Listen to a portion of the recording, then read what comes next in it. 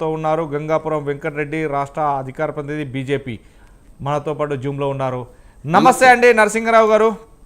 నమస్తే అండి. నరసింహరావు, ప్రధాన అంశాలకు మనం వెళ్తే ఈ నెల 29కి ఖచ్చితంగా ఏదైతే 29కి ఖచ్చితంగా క్యాబినెట్ మీటింగ్ పెట్టి 30వ తారీఖుని అసెంబ్లీ పెట్టాలని సమాచారంలో తెలంగాణ ప్రభుత్వం ఉన్నట్టుగా తెలుస్తుంది. 30వ తారీఖు అసెంబ్లీ పెట్టి 5 రోజులు వాడివేడిగా చర్చించి దీని అంశాలపైనే కాళేశ్వరం ప్రాజెక్టు పైన ఇచ్చినటువంటి తీర్పులు వెలువడి దీంట్లో తీసుకునే అంశాలపైన చర్చిస్తారు. ఇక కాంగ్రెస్ పార్టీ నుండి బీఆర్ఎస్కు భారీ అంశాలపైనే వెళ్తున్నట్టుగా కూడా తెలుస్తుంది. ఎందుకంటే కేసీఆర్ కావచ్చు, లేదంటే హరీష్ రావు కావచ్చు, ఇలాంటి అంశాలపైన హైకోర్టుకు వెళ్ళగానే హైకోర్టులో చుక్కెదురైంది. ఈ నేపథ్యంలోనే దాని మీద ముందుకెళ్తారు. దానికోసమే ఇప్పుడు అసెంబ్లీ కూడా 5 రోజులు పెడతారు అనేది మాత్రం వినబడుతుంది. ఎలా చూడొచ్చు?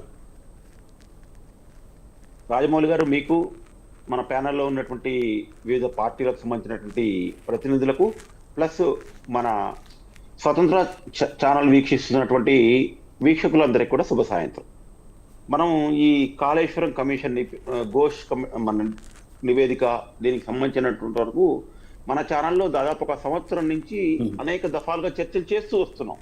అంటే సహజంగా అధికార మార్పిడి జరిగినప్పుడు గత ప్రభుత్వం చేసినటువంటి తప్పులు అని ఈ ప్రస్తుత ప్రభుత్వం భావించినట్లయితే వాటి మీద కమిషన్లు వేయటము, లేకపోతే సిబిఐ ఎంక్వైరీ వేయటము, లేకపోతే సిఐడి ఎంక్వైరీ వేయటము, విచారణ తీసుకోవటము, విచారణ జరిపించడము, దాంట్లో తప్పులు ఉన్నాయన్నట్లయితే చట్టపరంగా సంబంధితుల మీద చర్యలు తీసుకోవటం అనేటువంటిది మనకు అనాదిగా వస్తున్నటువంటి సంప్రదాయమే. దీంట్లో కొత్త అయితే ఏం లేదు. కానీ ఇక్కడ ఎందుకు కొత్త అంటే, మనకి ఇప్పుడు ఇక్కడ ప్రస్తుతం ఉన్నటువంటి ప్రభుత్వం ఉన్న సమయంలోనే, అంటే బీఆర్ఎస్ ఉన్న టైంలోనే ఎన్నికలకు ఇంకొక నవంబర్ 30 అనుకుంటా, సారీ నాకు డేట్ కరెక్ట్ గా గుర్తులేదు, నవంబర్ 30 ఎలక్షన్స్ అయితే మనకు అక్టోబర్ 21, 22 తారీఖులోనే మనకు కాళేశ్వరానికి సంబంధించినటువంటి 2 పిల్లర్లు 3 పిల్లర్లు కుంగే అనేటువంటి వార్త వచ్చింది.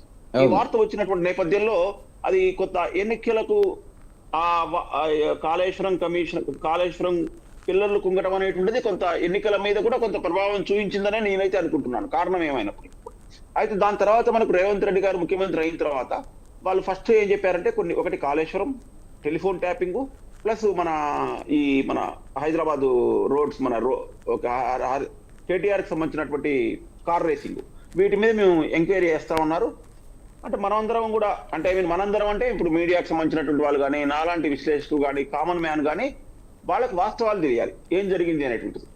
దాంట్లో అంటే వాళ్ళిద్దరు కేవలం రాజకీయ పార్టీలు, నువ్వు దొంగ అంటే నువ్వు దొంగ అని, నీ వాటా ఉందంటే నీ వాటా ఉంది, లేదు నీ టైంలో చేశారని నా టైంలో చేశారనేటువంటిది ప్రజలకు అవసరం లేదు. ప్రజలకు కావాల్సినటువంటిది ఏంటి, అక్కడ ఏం జరిగింది, దీనికి ఎవరు బాధ్యతలు అనేటువంటి తెలుసుకోవాలి. కారణాలు ఏమైనప్పటికీ కూడా ఆ కమిషన్ కి సంబంధించినటువంటిది దాదాపు 7 సార్లు 6 సార్లు వారి ఆ కాల పరిమితిని పెంచుకుంటూ వచ్చారు. చివరికి ఎట్టకేలకు మొన్న కమిషన్ నివేదికని ప్రభుత్వానికి రాష్ట్ర ప్రభుత్వానికి సమర్పించడం జరిగింది.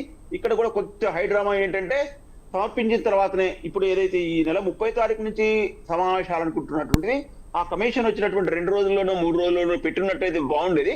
కొద్దిగా రాష్ట్ర ప్రభుత్వం ఏం చేసిందంటే దీన్ని కొంత హైప్ క్రియేట్ చేయాలనేటువంటి ఉద్దేశంతో ఒక 2-3 గంటల సేపు ప్రెస్ మీట్ పెట్టడము, తర్వాత ఆ నివేదికని మన సైట్ లో అప్లోడ్ చేయడం, ఇవి కొంచెం వివాదాస్పదమైనవి. మళ్ళీ ఏదైనా మన హైకోర్టు గైడ్లైన్స్ ప్రకారం మనం అసెంబ్లీ సమావేశాలు జరుగుతాయనేటువంటిది ఇప్పుడు ప్రస్తుతానికి అధికారికంగా రాకపోయినా మనకు వస్తున్నటువంటి వార్త. దీన్ని మాత్రం మనం ఖచ్చితంగా స్వాగతించాలి. ఇది ఎందుకు స్వాగతించాలి అంటే, ప్రజా సమస్యలు కానివ్వండి, లేకపోతే ఇలాంటికి సంబంధించినటువంటి కానివ్వండి, ప్రతిపక్షము అధికార పక్షం మధ్య సహేతుకమైనటువంటి చర్చ జరగాలి. ఆ చర్చలలో ఎవరి అభిప్రాయాలు ఏమున్నాయనేటువంటి ప్రజలు తెలుసుకోవడానికి వేదిక ప్రజాస్వామ్యంలో మనకు అసెంబ్లీ. ఈ అసెంబ్లీలో చర్చ జరగాలి, అన్ని సంబంధించినటువంటి కూలంకషంగా చర్చిస్తాము ఎవరిది అనేటువంటి దాంట్లో ప్రభుత్వ నిర్ణయాన్ని మనం స్వాగతిస్తూనే, ఇక్కడ మళ్ళీ ప్రభుత్వం ఏంటి, సంఖ్యాపరంగా మేము చాలా ఎక్కువ స్థాయిలో, మాకు దగ్గర 65 ఉన్నాయి. ఇప్పుడు 6-7 బీఆర్ఎస్ నుంచి వస్తున్న వాళ్ళు ఉన్నారు. 65 + 7 అంటే 72 అవుతాయి. కాబట్టి మిమ్మల్ని మేము అనగదొక్కేటువంటి ప్రయత్నం చేస్తాం అనేటువంటి పద్ధతిలో కాకుండా, సాధ్యమైనంత వరకు ప్రతిపక్షానికి మాట్లాడటానికి అవకాశం ఇవ్వాలి. వాళ్ళు చెప్పేటువంటిది వినాలి. విన్న తర్వాత అధికార పక్షం తగు రీతిలో సమాధానం ఇచ్చేటువంటి ఒక చక్కటి ప్రశాంతమైనటువంటి వాతావరణం ఉన్నట్లయితే అసెంబ్లీని నిర్వహించుకోవటం అనేటువంటిది చాలా ఉత్తమమైనటువంటి మార్గం. మనం ఈ సంప్రదాయం కొన్ని రాష్ట్రాల్లో లేకుండా మనం అక్కడ జరుగుతున్నటువంటి పరిస్థితి చూస్తున్నాం. ఈ పరిస్థితుల్లో మన రాష్ట్రంలో కనీసం ముఖ్యమంత్రి ఈ సమావేశాలు నిర్వహించడం అనేటువంటిది మాత్రం మంచి చర్యగా మనం భావిస్తున్నాం. అలానే ప్రతిపక్షాన్ని అణగదొక్కకుండా వాళ్ళకి మాట్లాడేటువంటి అవకాశం ఇవ్వాలి. ప్రతిపక్షం కూడా ప్రభుత్వం ఇచ్చినటువంటి అవకాశాన్ని ఉపయోగించుకొని వాళ్ళకు ఏదైతే రైజ్ చేయాల్సినటువంటి ప్రశ్నల్ని రైజ్ చేసి సమాధానాలు ప్రభుత్వం దగ్గర నుంచి రాబట్టాలి. కానీ వీళ్ళు కూడా దాన్ని కేవలం ఒక రచ్చ చేయడం కోసమో, ఒక వివాదాన్ని సృష్టించడం కోసమో, లేకపోతే గెరావులు చేసుకోవడమో, లేకపోతే వాకౌట్లు చేయడం వల్ల ఉపయోగం అనేటువంటిది ప్రజలకు అల్టిమేట్ గా ప్రజలకు ఏం కావాలని కోరుకుంటున్నారో అది అధికార పక్షం ఇవ్వాలి, ప్రతిపక్షం ఇవ్వాల్సినటువంటి బాధ్యత రెండు పక్షాల మీద ఉంది.